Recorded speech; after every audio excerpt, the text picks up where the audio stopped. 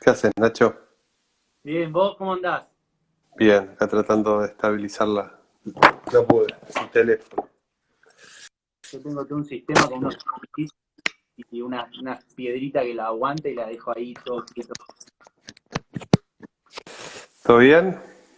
Bien, y vos, che, gracias por esto, No, Posta. por favor, a Quiero vos. decir, yo, eh, después de que yo hice dos películas y después de las pelis me empezaron a dar ganas de hablar, me di cuenta que me divertía mucho hablar con gente y hablo de cine todo el día con mis amigos y todo, entonces empecé a hacer estos podcasts y te digo, soy muy fan tuyo, loco. O sea, fan tuyo de tus pelis.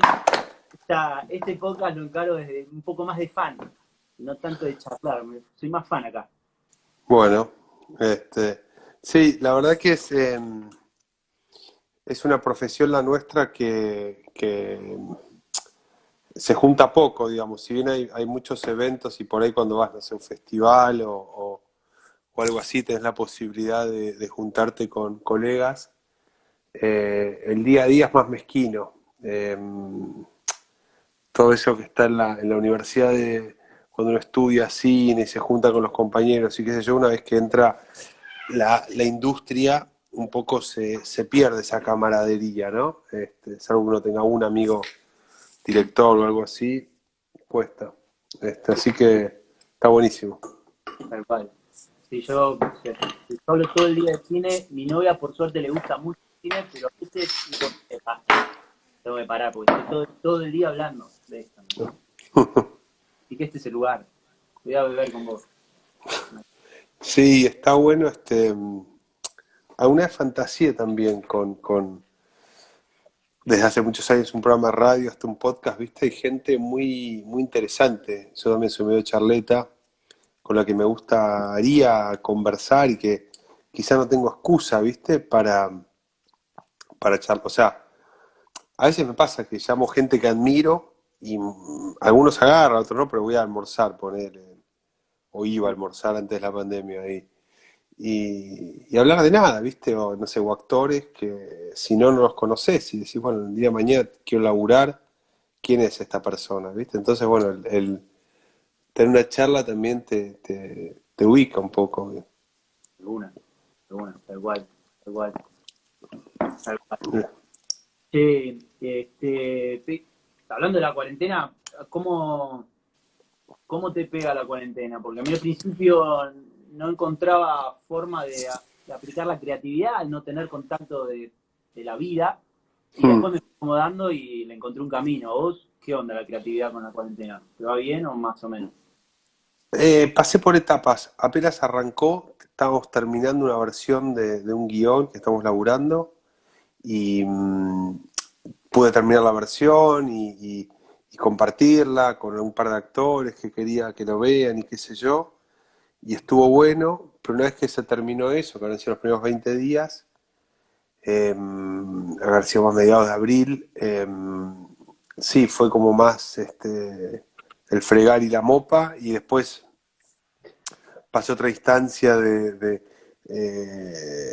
cambios en la productora donde estábamos, tuvimos que alquilábamos, tuvimos que mudarnos y achicar algunas cosas y a la vez me estaba mudando de mi casa, así que estaba como terminando una casa que estábamos construyendo como se podía en la cuarentena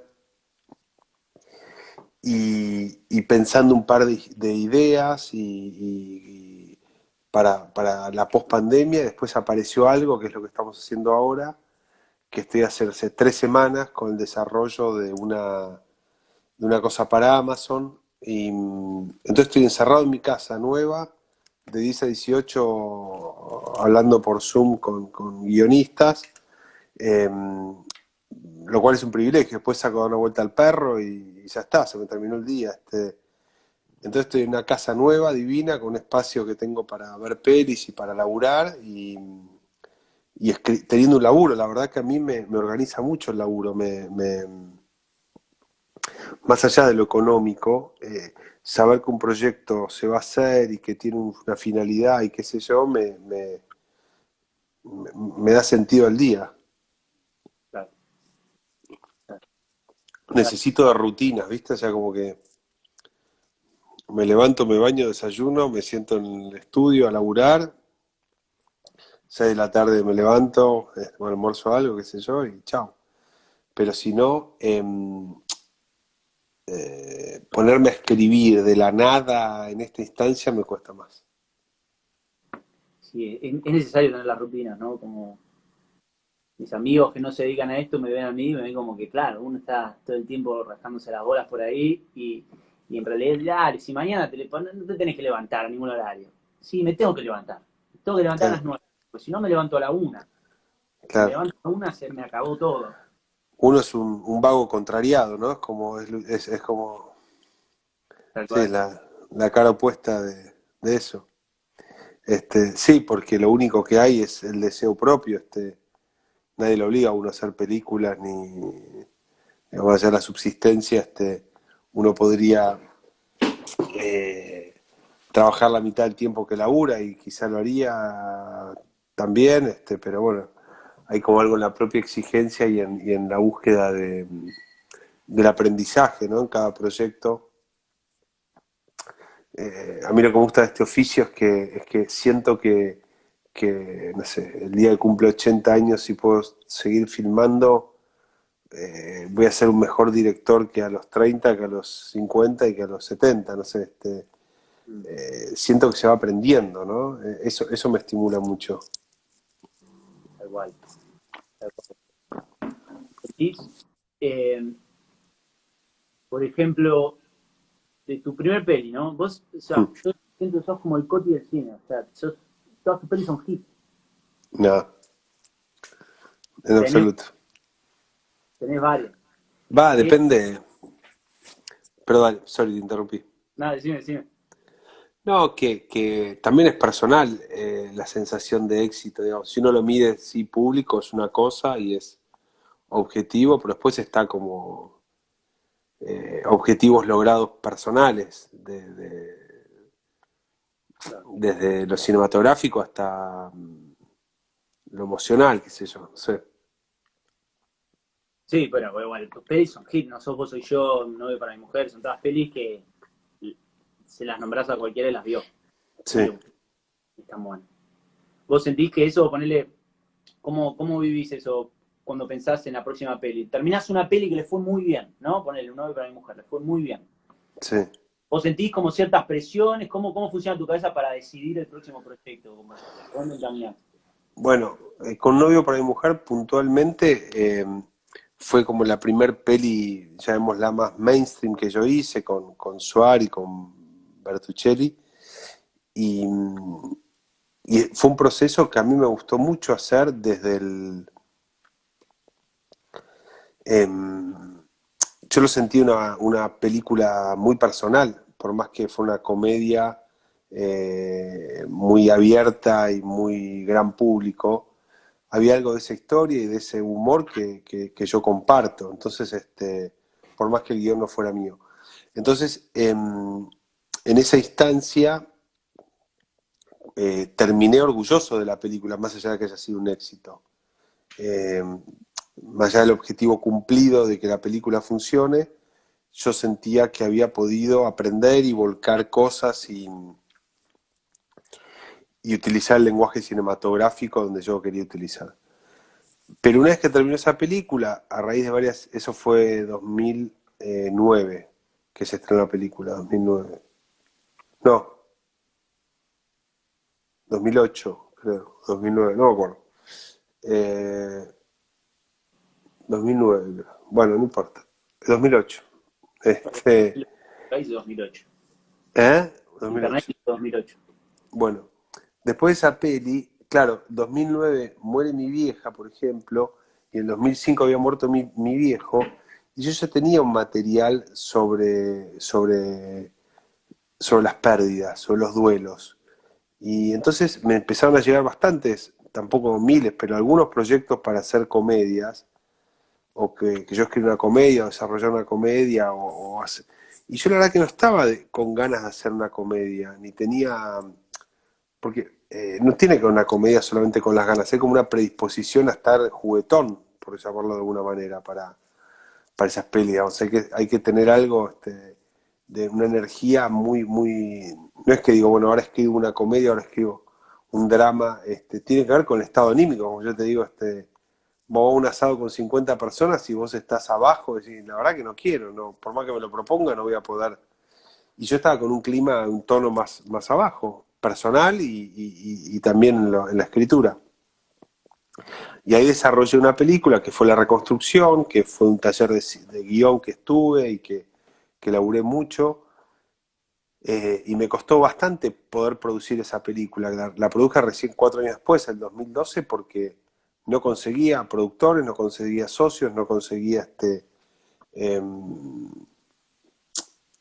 nadie que se interesara. Querían que yo vuelva a hacer, digamos, otra comedia como Un novio para mi mujer, lo cual era imposible, porque no se pueden repetir las películas. Ahí fue muy importante para mí Axel Kuchevaski. Axel empezaba a producir en Telefe y confió en mí. Confió en mí para hacer esa peli más personal, más jugada, más oscura. Y la peli fue muy importante para mí porque volvió a ser como No sos vos, soy yo. Pues, yo lo siento, yo hice 6 películas, son como 2 tríadas, digamos. No tanto en lo temático, sino al modo de producción. Volvió a ser, yo sentía que una ópera prima, No sos vos, soy yo, La Reconstrucción. Sentía que era como No sos vos, soy yo, que era volver a estar desnudo contando mi historia. Mm, claro. A mí me pasó algo muy similar. Yo hice dos pelis. La primera es una comedia y la estrené en el 2015 y muere mi viejo y también como que yo tenía en mente hacer otras comedias, pero en ese momento fue como que, viste, no tengo ganas de hacer otra comedia. Y No, hice claro, una peli que es esta de acá, con este Miedo al Futuro, que es nada que ver. claro. Como que fue el mismo proceso. Sí, uno es muy influenciable, lógicamente, porque el laburo nuestro es de recrear, de volver a crear una situación, y para crear esa situación hay que transitarla, y uno se nutre de su cotidiano. Hay como apuntes mentales que uno va haciendo de la vida, y lógicamente según la época va haciendo un recorte más sesgado, así como cuando a veces estás escribiendo y, no sé si siempre doy el ejemplo, vas en el auto escuchando la radio y lo que se escucha, decís, che, esto estaría bueno para mi película. Es como que todas las fichas empiezan a encajar en lo que uno está escribiendo, o los nombres de los personajes. También pasa con el tono, digamos, uno se va pegando a ciertos tonos o a ciertos, no sé, yo ahora estoy terminando de ver Better Call Saul, o terminé de ver Better Call Saul. Y siento que todo, me encantaría filmar en ese tono, porque bueno, quedé muy impregnado de eso, ¿no? Mm, sí. ¿Y qué sentís que tiene la ópera prima? ¿Qué es eso único que sentís de filmar tu ópera prima que decís que se repitió en la reconstrucción? O sea, ¿qué crees que tiene la ópera prima que el resto de las pelis quizás no lo tiene? Vos, ¿no? ¿Cómo te Sí, atreves? bueno, primero el desconocimiento, eso es fundamental, o sea, transitar aguas por primera vez. Yo ahora que te contaba que estoy haciendo un desarrollo de una serie, la sensación que tengo es que estoy pagando derecho de piso. Y antes quizá me irritaba un poco eso, y ahora me parece espectacular porque me obliga a pensar todo de nuevo. Y la reconstrucción para mí fue desde la puesta de cámara, o desde el lenguaje cinematográfico, de los diálogos, de la actuación, como si fuera la primera vez que filmara. De hecho, yo venía a hacer 3 películas donde tenía muy clara la puesta en escena y la puesta de cámara, y preveía mucho, y en la reconstrucción sentía que tenía que encararla de otra manera. Entonces traje con un fotógrafo que más que un fotógrafo era un muy amigo mío, que era la primera película que hacía, que él hacía foto fija y publicidad, pero nos conocíamos de que nacimos, y él conocía, y yo tenía una intimidad con él, y él había estado en una escena, en la realidad, en la muerte de mi vieja, estaba en el hospital conmigo, él, estábamos él, mi mujer y yo, y ese día que murió mi vieja, él me había traído una cámara de fotos, pues él había viajado y me había traído una cámara de fotos, una Canon. Y algo de eso yo robé para la película después. Y cuando él filmó esa escena, él propuso algo que era mejor que lo que yo había pensado. O sea, había algo de conocernos muy íntimamente en esas situaciones que yo creo que fue muy interesante para la película y para mí, por lo menos eso. Entonces, lo de la ópera prima creo que es, lo digo porque es descarnado, es el abismo, es no saber para dónde va esa película. Siempre me acuerdo que el primer día de rodaje, No Sos Vos Soy Yo, le pregunté al fotógrafo Marcelo Iacarino, le dije, ¿qué género es esta película? Yo había escrito el guión durante 4 años, no sabía. Y me dice, es una película degenerada esta. Y me quedé con ese concepto, ¿no? Porque, bueno, tenía cosas del género, de la comedia romántica, sí, tenía cosas de otros géneros también, no era tan estricto. Y eso es lo que lo hace para mí también atractivo, ¿no? No cumplir la regla rajatabla, sino sentir más el pulso interno de los personajes. Eso lo hace divertido de hacer también y divertido de ver. Cuando veo películas así, me las disfruto más. Hoy en día, por lo menos, las disfruto mucho más. Como que busco un poco ver eso. Y sí, pues si no hay algo de la cajita predecible que uno se aburre. Tal cual. Y, y vos sos de. O sea, ahora quizás cambió, o quizás en la reconstrucción cambió tu forma de abordar los rodajes, pero eras de ir muy bien, sabiendo muy bien lo que ibas a hacer. Por ejemplo, hoy filmamos esta escena. Ibas con Hmm. algo muy claro a nivel técnico, storyboards, ¿cómo, y ahora lo cambiaste? ¿Cómo sos ahora? Eh, bueno, depende de la película. La última película que filmé fue Me casé con un boludo, y Me casé con un boludo necesitaba un diseño desde lo técnico, desde el arte, necesitaba saber entender qué iba a ver y qué no iba a ver, porque eso eso iba un poco a cambiar, digamos, desde el presupuesto hasta el diseño del arte. Y también estaba con dos actores con un tiempo más acotado, si bien están súper disponibles, no tenía mucho lugar a la improvisación, digamos, que sí tenía con Peretti en la reconstrucción. Y yo era productor de la reconstrucción, entonces si un día no salía algo, podía decir, bueno, volvamos la semana que viene, o si no había la nieve suficiente, o si, no sé, pasaban cosas, podía cambiar la locación sin problema. Al no ser productor y ser una película más importante, Me casé con un boludo en cuanto a volumen, en cuanto a la cantidad de productores, en cuanto al presupuesto, a la cantidad de camiones, hay algo de la espontaneidad que se pierde. Que no quiere decir que sea peor la película, ni que. eh, pero te obliga a presentir cómo filmar la película. Hay algo que sucede en la aquí y ahora que lo tenés que tener ya masticado un poco porque tenés que haber atravesado ya el momento de pensar esa escena, porque si no te hundís. Y, y hay de las dos modalidades, ¿hay alguna que prefieras más hoy en día? Digo, a mí a veces los momentos que menos disfruto son los momentos de previa, ¿viste? De elegir las locaciones, de armar un guión técnico, como que lo hago, pero es lo que un poco menos disfruto a veces. ¿A Hmm. vos te gusta eso? O sea, ¿preferís más el estilo que tuviste de la modalidad en la reconstrucción o algo? Depende de la película. La reconstrucción, al ser una película más de personaje, digamos, la trama era un poco el personaje, eh, todo me era secundario, más allá del personaje. Todo era.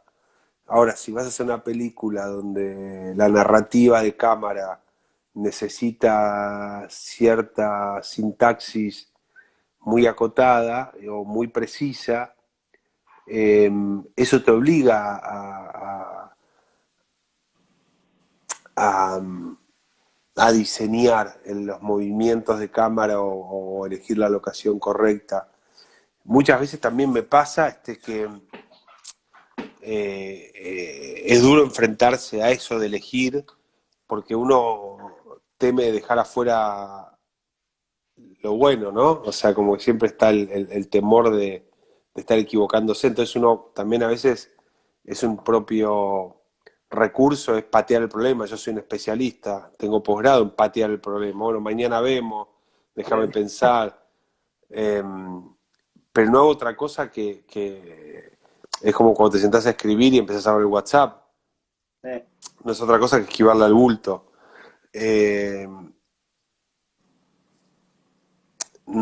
Si en una película, en un mundo ideal me gustaría poder filmar 25 semanas y después ver qué uso y cosas planificadas y cosas improvisadas.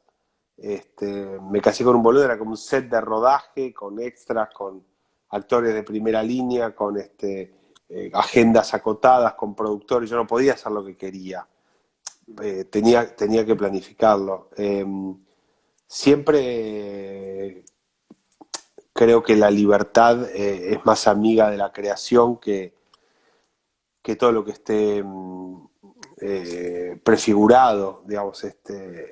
Lo ves un poco también en algo de algunas series donde decís, bueno, esto escribieron el capítulo 8 antes de haber filmado el 1 porque es como, funciona como un metrónomo y funciona tan bien y está tan relojito armado que pierde interés, o sea, pierde esa frescura del aquí y ahora, que es lo que me gusta del cine, es decir, bueno, esto está pasando, el recontra diseño de las cosas y pensar, y en el minuto 25 es el primer plot point, entonces se desarrolla la línea secundaria para después tener un giro no tan grande, pero que después, en el segundo punto de giro, vuelve a convocar la historia desde otro lugar, vuelve a hacer un acuerdo con el espectador.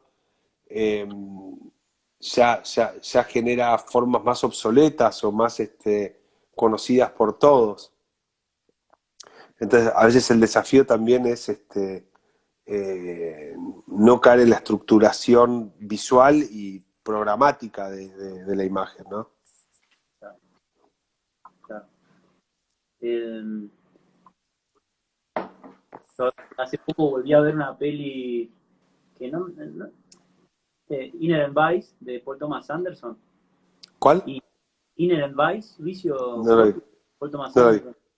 Una peli que es cero plot point, cero. Gustaba Sí, mucho la peli. Y no sé bien por qué. Sentía claro. como una de Tarantino, no sé, sentía como que a los chabones los podía seguir viendo 2 horas más. Que no me importa la trama y los plot points, como los personajes estaban ahí y yo podía seguir con ellos.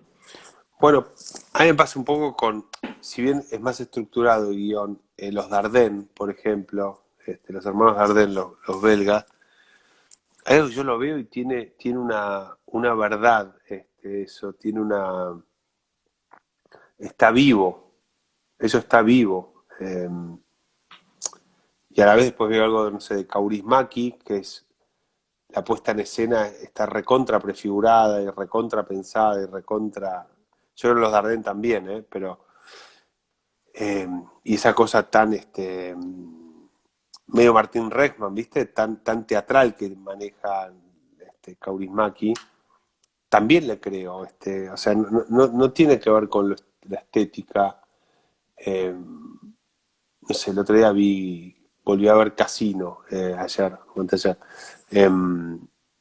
Y bueno, hay algo de esa verdad de estos grandes directores, de los personajes, de los mundos, de las historias, que evidentemente conocen mucho de lo que están hablando y bueno, nos emociona, ¿no? Que de última es lo que uno quiere.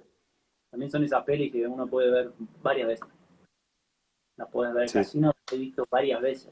Y siempre tengo ganas de ver, como si me tiro a ver, y digo, che, la podría poner un rato. Bueno, pero por eso yo veía Casino el otro día y yo no la veía hacía bastante. Había vuelto a ver Buenos Muchachos hace poco. Y sentía que Casino era una película sobre Las Vegas y sobre la mafia. Y no deja de ser una historia de amor, de un tipo que quiere hacer entrar una mina en una cajita como él diseñó y no lo va a lograr nunca. Entonces, digo, hoy a esta edad me pega diferente cuando la vi a los 25 años o a los 20 años, por lo que la vi, donde sentía que había algo de de la cámara y de esos planos que tiene tan espectaculares, y de la actuación de Sharon Stone y de Niro, qué sé yo. Hoy siento un Scorsese intentando que una mujer o no, quien sea, una persona, entre en un ladrillo premoldeado que él diseñó. Eh, Porque es espectacular el personaje todo lo que hace el personaje de Niro es para lograr que ella acepte enamorarse de él en algún momento. Y decir, bueno, todos nos podemos identificar con eso en algún momento de la vida, ¿no? Entonces, bueno, diferenciar mucho, ¿no?, lo que es el mundo, lo que es la trama, de lo que es el tema de la película, que, que las vas viendo, y esas grandes obras de arte pasan los años y las vas reinterpretando y les vas descubriendo nuevas cosas, ¿no? Sí, de hecho, la relación que tiene Sharon Stone con el otro, con el vago. Con Joe Pesci. No, con el otro. ¿Te acordás Ah, que con el proxeneta de ella, claro, es con su espectacular. novio. Es Este personaje espectacular. es espectacular. No me acuerdo cómo se llama ese actor. Lo recae de Eh, loco. Sí, no me es acuerdo el nombre.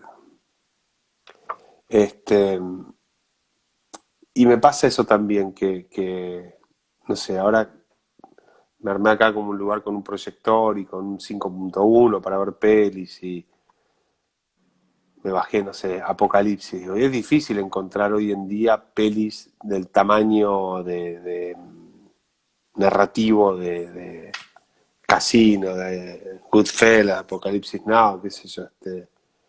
En los 90, o en los 80, en los 70, el cine americano, las grandes, grandes películas eran esas. Lo que esperaban los cines de estrenar era eso. Hoy son los Rápido y Furioso, que esos son como los grandes blockbusters, los hits, o no sé, cualquiera de esta saga nueva de Star Wars, o nada, funciona más como un parque de diversiones eso que como una película, no está alejado de eso que a uno le gustaba. Y hoy hay algún director que vos estés esperando que salga en una película, como decís, cuando la salga, quiero que la saque ya y la voy a ver. Sí, miles. Qué sé yo, los Dardenne, Nani Moretti, hay un par de directores rumanos que no me acuerdo los nombres, que me gustan mucho, el director de Sierra Nevada, no sé, directores argentinos también que admiro, muchos, muchos, hay tanto por ver también de lo hecho, digamos, pero espero ansioso Haneke, no sé, ir al cine, y que cuando íbamos al cine y conmoverme, ¿no? Voy con una ilusión como si fuera la primera vez que fuera al cine. Y sigue pasando algo cuando se apaga la luz y el dimmer ese que va bajando la intensidad y se prende el proyector y se genera una magia, como esa, no sé quién lo describía, como esa misa a oscuras, donde todos vamos a creer en lo que sucede ahí adelante y todos vamos a sentir que esa palabra es verdad y vamos a comulgar con eso, que, que no se me pasa eso, digamos. Si bien no soy un cinéfilo, no veo 2 películas por día, en el cine puedo ir a ver cualquier cosa. O sea, me aburro, la paso mejor, peor, qué sé yo. No sé, me acuerdo en febrero, marzo, cuando se estrenó, fui a ver 1917, la de Sam Mendes, otro gran director. Y me encantó la película, pero aparte de eso, el evento cinematográfico que representa sentarse y que te ataquen en todos los sentidos, desde lo auditivo, lo visual, lo sensorial, para contarte una historia, me encanta. Y esa particularmente es todo un evento, ir al cine a verla. Oh, Sí, sí, yo la pasé bastante bien mirándola. ya ni Sí, me acuerdo qué más se estrenó este año. y Este, él me pegó mucho la de Tarantino, me gustó mucho. Me acuerdo cumplí ah, años cumplí, miércoles creo que cumplí, me fui al día a ver la IMAX solo, y fue como mi regalo de cumpleaños, ¿viste? Voy a ir a ver la peli nueva de Tarantino y la gocé como estaba yo y dos viejos más en la sala, regocé. Después Yo no entré, en general no entro en las de Tarantino, me quedo afuera. No entro, no entiendo de qué va, me gustó este tiempo violento, qué sé yo, me gustó, había algo de la novedad, pero después no te va. no, me gustan historias más chiquitas, quizá también, no sé. Bueno, a No mí, sé qué hizo. yo concuerdo un toque con eso, pero la última tiene algo que no tiene ninguna de las otras pelis que hizo, que termina siendo la que más me gusta de todas las que hizo hasta ahora. Le veo el ego, no sé por qué. Sí, sí, sí, lo tiene grande. Prefiero 2 días y una noche la de los Dardenne, viste, qué sé yo. Pero bueno, es de gusto también. Sí, volviendo un toque a cómo encarar los distintos rodajes dependiendo de la peli. Cuando vas, por ejemplo, a la reconstrucción, que ibas un poco más abierto sin tanta planificación, ¿no? ¿No sentías nervios? Porque ir ya con todo el plan te da cierta seguridad. Vamos a jugar Hmm. 3-3, ya sabes. Ahora, cuando no lo tenés muy en claro, te daba cierto temor y cómo lo manejabas.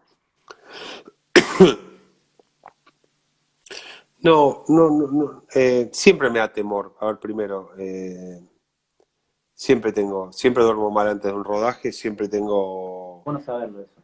la sensación que no voy a poder, que la decisión que estoy tomando hay otra mejor. Siempre tengo esa es como tener un pájaro carpintero comiéndome la cabeza. Son pocos los momentos donde siento que acerté. Me da mucha paz saber eso, Juan, ¿eh?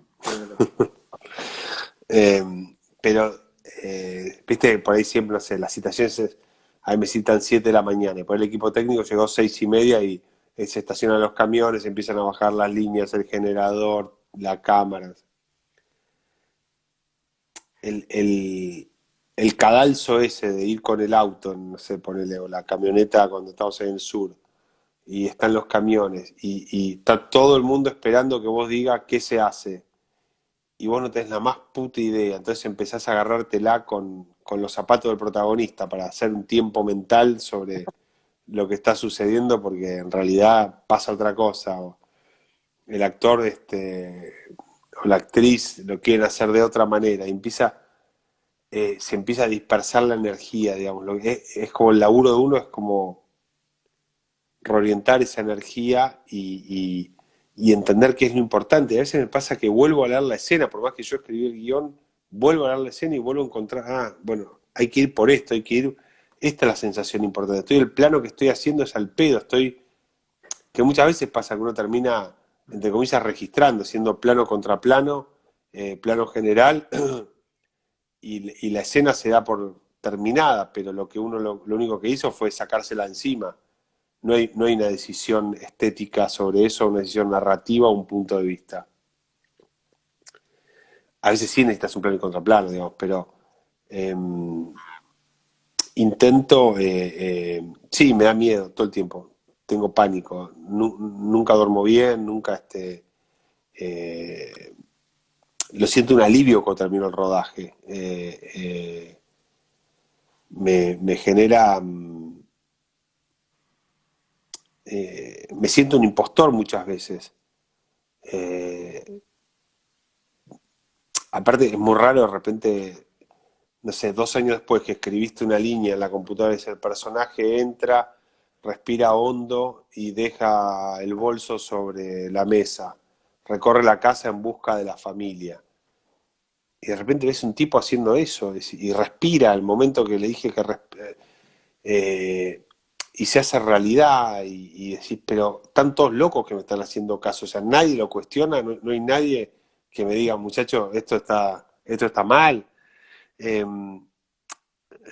entonces, bueno, a veces es decir, bueno, qué sé yo, ya lo escribí, ya está, ya lo hice, ya es tarde, ya tengo que terminarlo. Y tampoco, o sea, hay muchos directores que la filmación o el hecho del rodaje les abre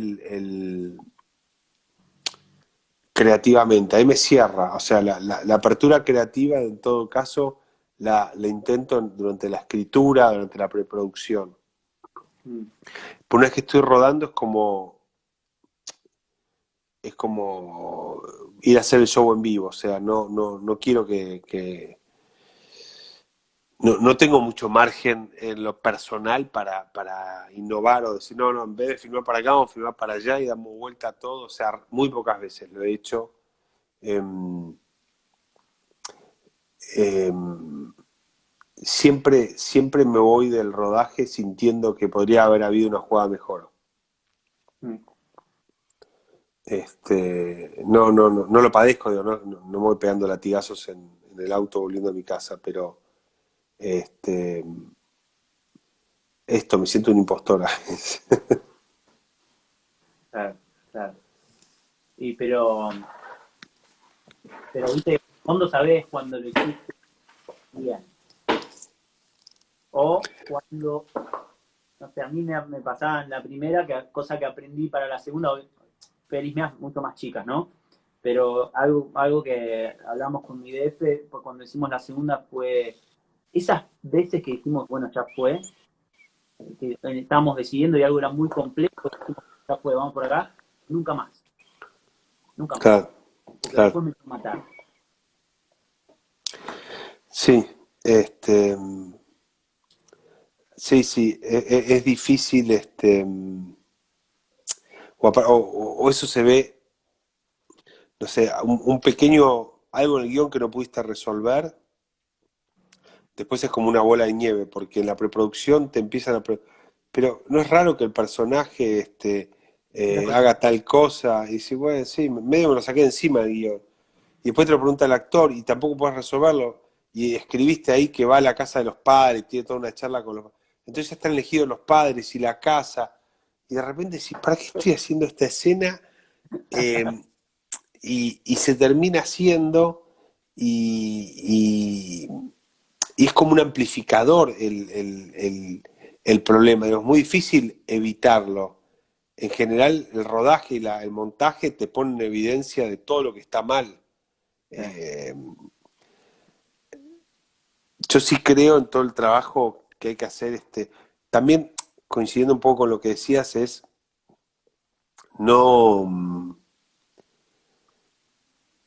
no sé, hay varias posibilidades, digamos. O uno es un talentoso, que no es mi caso, o pico y pala. O sea, yo soy laburante, entonces digo, bueno, voy a hacerla hasta que crea que está bien y aparte, eh, yo por mis propias inseguridades, digamos, esta cosa condescendiente de querer que estemos todos bien y tomar ideas y qué sé yo, dejé de hacerlo porque entendía que a veces hacía cosas para que no se sienta mal el peinador o el fotógrafo o el productor Espectacular, y sí. después la padecía. Mal, mal. Entonces digo, siempre uno va a estar en un lugar de mierda en cuanto a que estás mirado, que no te podés rascar un huevo literalmente, pues siempre hay alguien que te está mirando el set. Hay que irse a media cuadra del set. Y siempre hay, de alguna manera, si sos productor, sos el productor, y si no el director, siempre hay un lugar venerado, deseado y a la vez en donde te odian, y es entendible, digamos, sos el que hace que se tarde más, sos el que hace que se repitan las cosas, sos el que hace que haya que cargar un farol más lejos, sos el que hace que pide silencio, qué sé yo, bueno, es parte del juego, pero a la vez y ya es de un poco lo que te decía antes, de la vanidad, esta cosa de poder jugar los Playmobil con la gente. Es espectacular. Ah, eso, eso que decís es muy zarpado porque es esos momentos que vos te das cuenta de algo, ¿no? En el rodaje. Pero eso implica que tengan que mover y hacer toda una movida grande. Y ahí es donde el cerebro me hace que decís, bueno, voy Sí, con a mí mi también. sé que lo que tengo que hacer es esto, o no le rompo las bolas a todas las personas para que mañana sigan viniendo contentos como están, porque si no me van a putear todos y esos son los momentos del ya fue, ¿viste? No muevo nada y trato de pensar bien con esto que está acá. Y qué sé yo, creo que hay que moverlo. Si uno lo piensa, Sí, hay que tener menos pruritos y hay que estar más seguro de uno mismo y entender que lo importante de eso no es ser agradable ni querido, sino hacer la mejor toma posible. A mí me cuesta, no me sale siempre ni en pedo. mm, mm. Si sos de ensayar con los actores mucho, sos de hablar más de guión, más que ensayar, ¿cómo haces eso antes de las pelis? Las dos cosas, en general, las dos cosas. Hablo mucho laburo de mesa, no sé, en Papeles en el Viento, el grupo de amigos, digo, qué sé yo, como generar esa mística entre ellos. Mm, El primer ensayo, el primer trabajo de mesa, llegó Pablo Rago con una chocotorta que había hecho en la casa para compartir para todos, ¿viste? Y se pusieron a hablar entre ellos y se armó rápidamente como una dinámica propia, una... Entonces, bueno, ya lo que había que hablar era más que ver con los personajes, pero entre ellos ya funcionaba y sí, es raro porque me gusta ensayar, a la vez me da un poco de vergüenza, todo el juego teatral de, bueno, estamos en una sala de ensayo, en una mesa, y hacemos de cuenta que ahí hay un banco y estamos hablando pero no está el banco, no sé, yo no lo veo el banco, ¿viste? Necesito que estén los materiales, porque... Y después siento que también por el tipo de películas, digamos, por ejemplo, en Me casé con un boludo, no, en Un odio para mi mujer, que laburamos mucho con Suar en los ensayos, y muchas de esas cosas las llevamos al guión también. Eso sí intento, digamos, probar los materiales en los ensayos y darme cuenta qué funciona y qué no. Pero ya más de texto, digamos, más que de escenas, ¿no? Como mm, más de pulir diálogos. Pero sí pasó, por ejemplo, en Un novio para mi mujer, que aparecieron escenas, me casé con un boludo también, bueno, hagamos tal escena, entonces yo escribí un par de escenas o, o cambiamos situaciones, entonces más que ensayar era como agrandar el guión, digamos. Yo me acuerdo que yo laburé, hice como asistente de dirección en varias pelis. Eh, y sí, estaba ahí cuando escuchaba a los actores proponiendo algo al director que estaba bueno, pero que no se podía hacer porque ya el guión está escrito de otra manera, o sea, había cosas que estaban atadas a cosas que se habían filmado.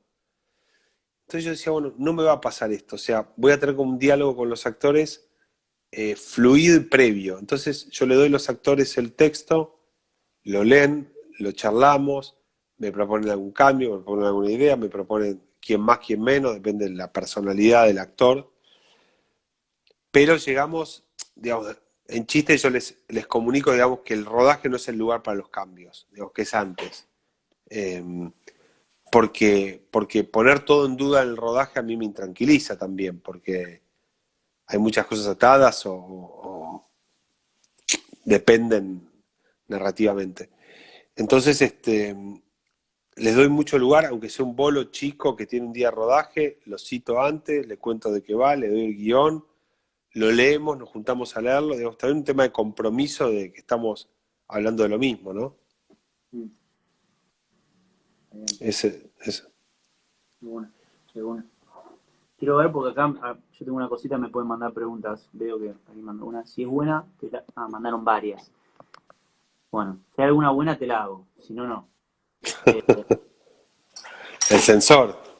eh, a ver, esta.